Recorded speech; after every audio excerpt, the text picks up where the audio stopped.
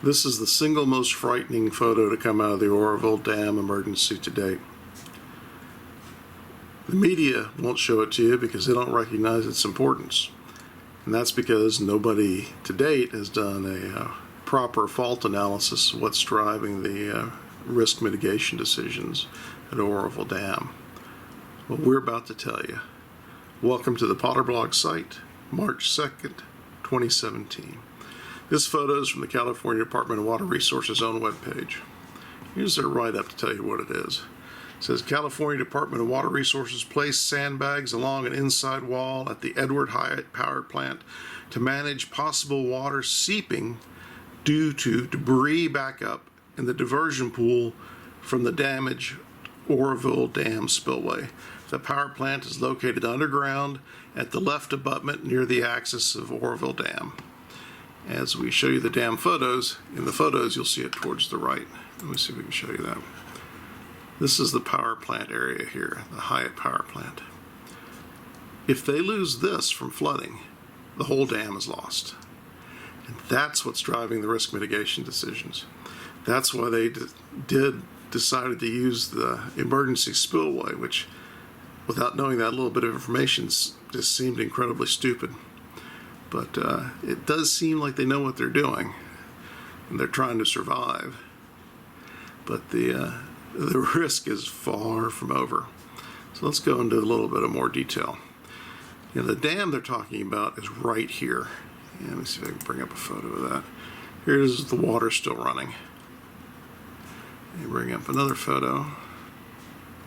And here's a dry photo of this dam area. This is all the rock debris from this supposed bedrock. Yeah, bedrock doesn't behave like that. Yeah, there's a risk of slide from this whole area.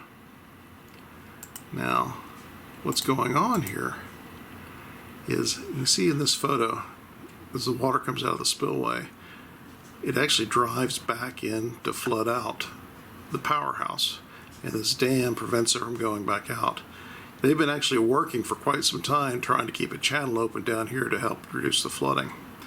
You know, if you look at the risk mitigation, they decided to use the emergency spillway, which empties out over here, because then they bypass this dam. And the water goes off to the left and not back up into the powerhouse.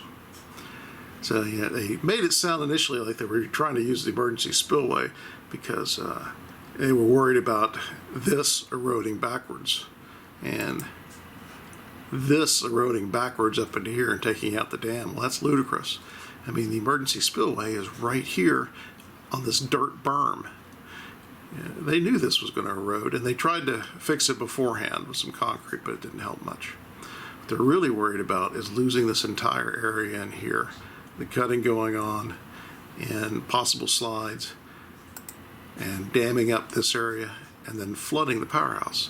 They flood the powerhouse, they lose the dam. You know, they were already pretty close to losing the dam because they lost all power except for one last backup generators. When they activated the emergency spillway, these power lines coming into the powerhouse here got cut.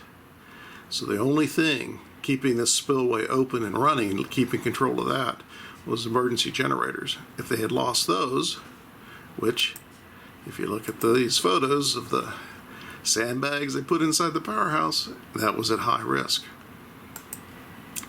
So that's what's going on. And currently they're cleaning this area out, which lowers the risk here. But as long as water is cutting in this direction, and this area in here is at risk of sliding, potentially in mass, and blocking this area off. Once this area is blocked off, and this area floods, that's it. They lost control. And the only time you'll have left to make any decisions is the time for the dam to fill up to the rest of the way and over top. So if I lived at Oroville,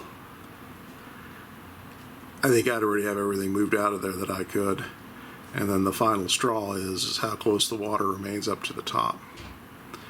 Now, we'd like to give one big hat tip to Juan Brown. And Juan Brown lives there, and he's been going to their press conferences. He's really the only one asking any smart questions.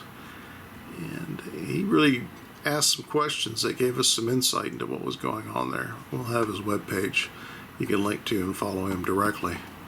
But this sandbagging inside that powerhouse is the single most dangerous thing going on there. It's gotten a little better because they've been able to excavate this area out, increase this channel. But if they excavate this too much, then they increase the risk of slide. So this is far, far, far from over.